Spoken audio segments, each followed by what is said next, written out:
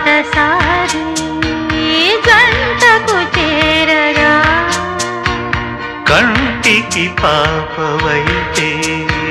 రెప్పగా మారనా తూరుపు నీవుగా రేపువ నేనుగా అల్లిక పాటగా పల్లవి ప్రేమగా ప్రేమించే పెదవులొకటై పొంగించే శుభలు మనవైతే జగతికే అతిథులే